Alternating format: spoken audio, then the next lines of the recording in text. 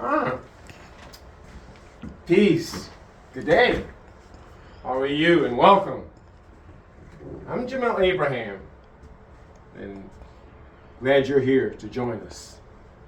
Let me start out by saying in the name of Allah, the all-wise, true and living God, and in the name of all the prophets from Noah to Muhammad, I'm happy to greet my brothers and sisters here today in the greeting of peace and paradise.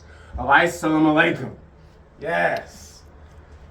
We made it. Brothers and sisters, tape 10. Yes. Oh, I'm thankful to Allah we're here today. It's been it's been a wild year for your brother. So much. But so much now we have to get done in 20 minutes. Tape 10, the black man's journey to freedom. I've been wanting to get to this tape and now we're here. Yes. Let's say that your brother, we find that God gives scientists to civilization. And scientists are people who study some aspect of science and then they can connect dots and paint the picture that's presented when you connect these dots. And a lot of times it takes someone to get back from the actual occurrences and events so that to provide these. And that's what we're doing.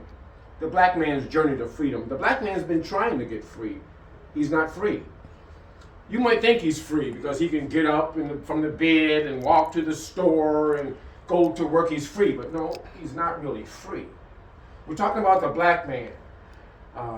Here in America, we can say the black man of America, but it really doesn't make a difference. But in particular, we're talking about this black man in America.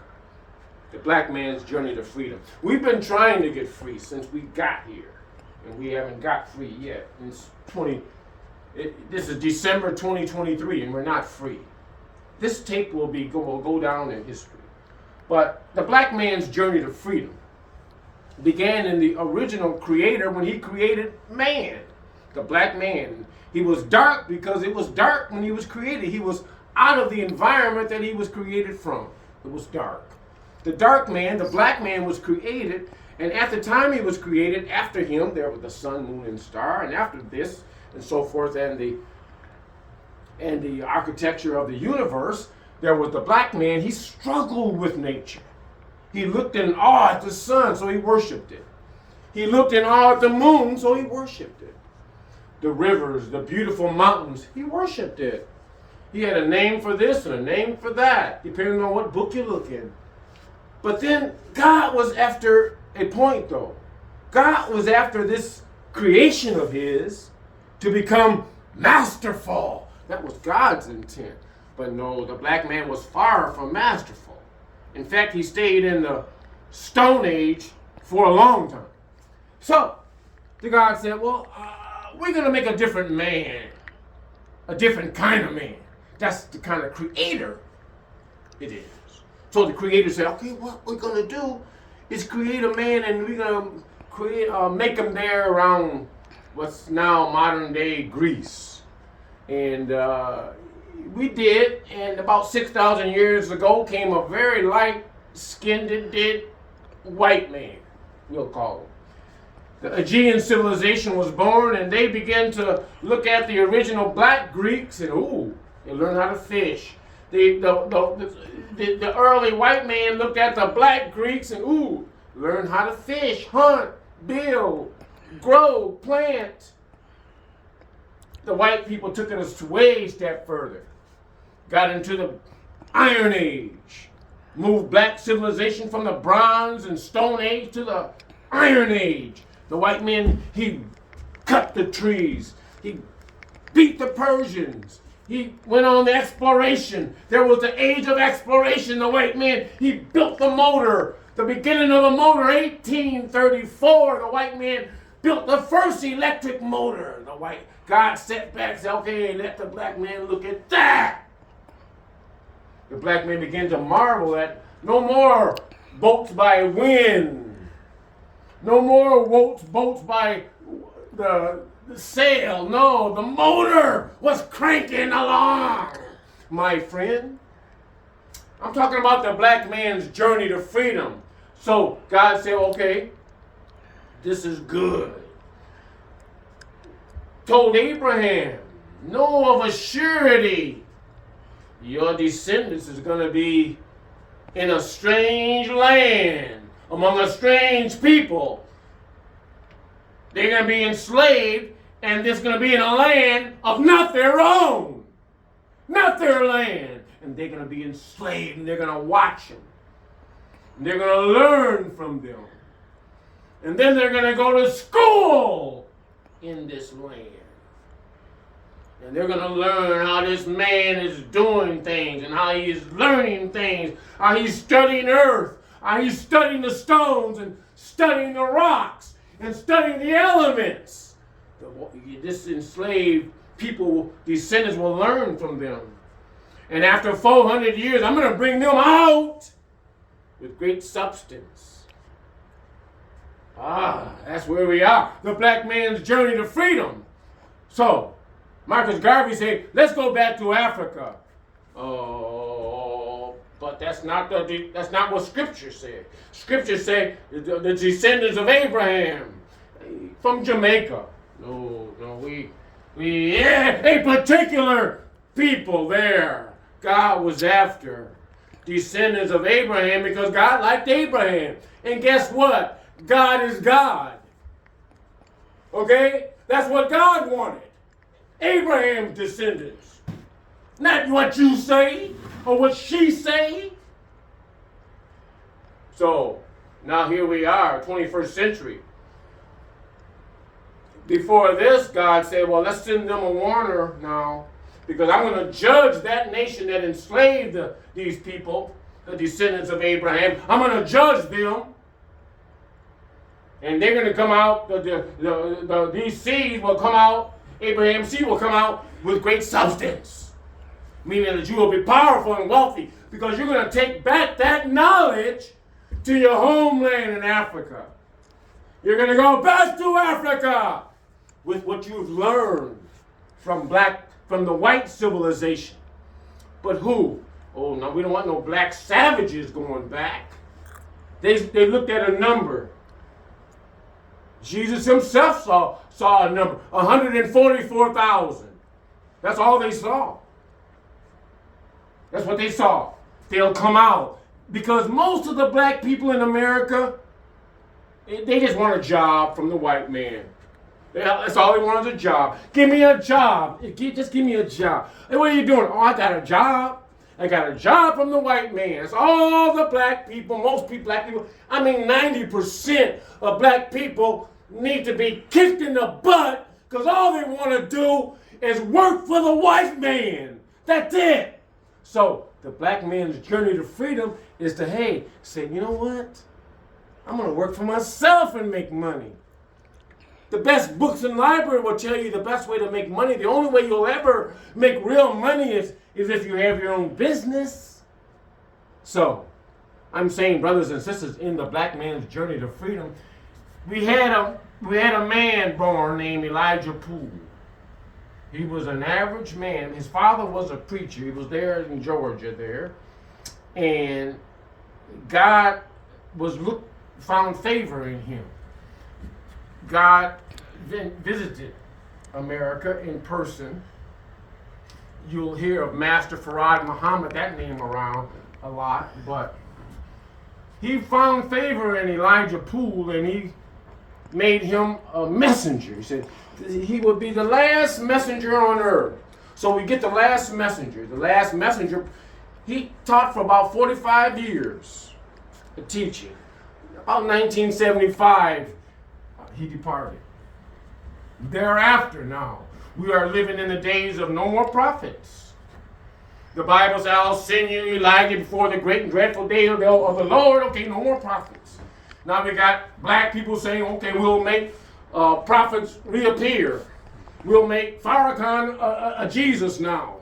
Okay, we'll make Gabriel appear. What else you want? You want a Solomon? Okay, we'll make him appear. We got all this spooks, and that's not nowhere. The Bible made it clear. After 400 years, you're going to come out with some. So it's the Abraham promise. It's the Abraham commitment that was made.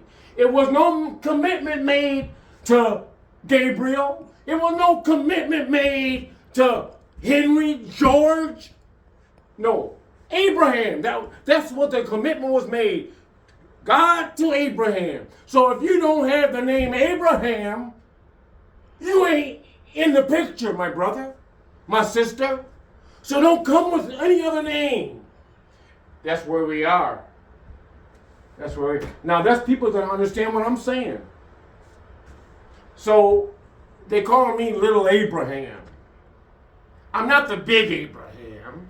The big Abraham is the Abraham of old. Oh, that's the big Abraham. I'm his descendants. So that's where we are today. So what I say to you is this, brothers and sisters. We have now had all the leaders, all the prophets, all the messengers. So we don't have to look no more for any more prophets. We're going to have to learn from the prophets that have come. Okay? So, we're not saying that religion is not important. Religion is very important.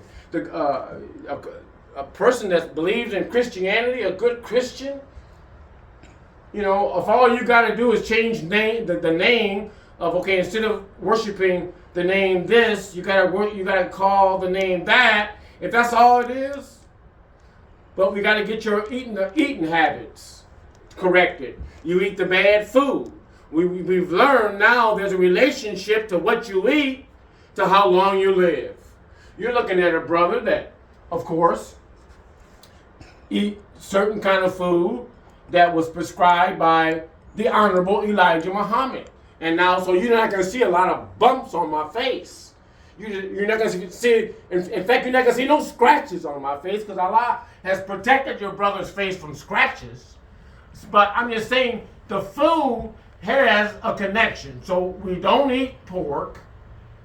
And these are things that, if you say the black man's journey to freedom, we don't want to take anything of this man's world, his land, with us when we go back. We want to get free of it. We want to get free of his filth, free of his food, and his evil ways. But we want to learn from what he has taught in these colleges and universities about engineering, and chemistry, and ecology, and metallurgy, yes, and botany. We want to expound on these areas and take that back to Africa. That's being free. That's the journey that our ancestors wanted us to have. Is a journey that would take all the things that we have gathered from America, from the USA, that's good, and take the good back to an area in Africa. What will heaven be like? Heaven is a state of condition, but heaven will be like, we'll have our own vocational schools. We'll have our own colleges. We won't need that many hospitals because we'll eat better food. But we'll have those physical therapy centers. We'll have medical staff. We'll have all type of tools, manufacturing. We'll grow from our environment. We'll export our goods. We'll grow our civilization to a higher standard of life that this black man or woman does not know. It will be heaven on earth. And that's the journey that we have been wanting to conclude, my brother, with freedom. To be free of the white establishment, to be free of the white man's ways. We can get along with anyone, but we want to have ours like they have theirs. It's said in the Bible, you will be in a land that's not your own. This is not our own. Well, you got to know what's yours and not yours. If I go to your car and I say, this is whose car? And you know you own that car. You say, that's my car. I say, what do you mean that's your car? Let's say I question you on it. You're going to say, no, that's my cow. Well, this is the white man's land here. This is not our land. You got to know the difference. We don't own this land. They tell us. They charge us tax. You pay tax. We pay tax. He tell us. We don't ask him. He tell us. This his land. We don't argue at the obvious. We argue at things that's not obvious. So the Bible says this land will not be our own. Now we've had a messenger. We have learned from our messenger. We don't have to reinterpret the messenger. The Bible said he would be a simple warner. The Holy Quran backs it up. A plain warner. The Honorable Elijah Muhammad, that man was so plain. I mean, to have to reword and reinterpret and recycle his words, you gotta be a stone cold idiot.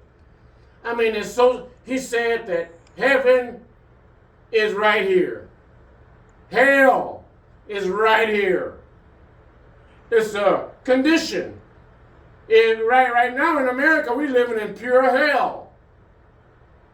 But if we go to our own land, and it's fertile, and we can grow there with our own people, we can make it heaven. Now, Elijah Muhammad, he said, when you die, you don't come back. Now the new Muslims, they want to make everybody come back from the dead. These new Christianized Muslims. Phooey. They come in and want to change the original script. I laugh at them. I ha-ha at them. The Honorable Elijah Muhammad made it clear, and that's it. From there, we go to 144,000. We take those who understand the simple, plain words of the last messenger that God has sent. That's it. The black man's journey to freedom. I'm going to tell you, brothers and sisters, that's where we are. The fight in the Middle East they have today, it's all about Abraham. That's land over there that Abraham looked at, lived at. Now in America, we got Abraham talking about Tape 10, Black Man's Journey to Freedom. What's all this Abraham talk now? Why is we talking about Abraham now? What about Abraham? You want to ignore me? Okay. Allah made me his friend. He takes care of your brother. He don't like you be bad to me. So 2024, we come out. Abraham, Allah, he's the great God. Allah, oh yeah. He's the one God. He's the masterful God. Besides Allah is none. When you say Allah, you say He. You don't say she. You don't say no sister. You don't say female God. No. When you talk about the Creator, you say He. Oh yes. He's the God of the earth. The God of the sun. When you talk about God, you talk about the Master of Masters, the Most Wise. And He has found favor in your brother. So He said, give him 10 tapes. This is tape 10. May Almighty God Allah give you the light of understanding, my brothers and sisters, as I say to you, in the greeting of peace and paradise of Assalamu alaikum.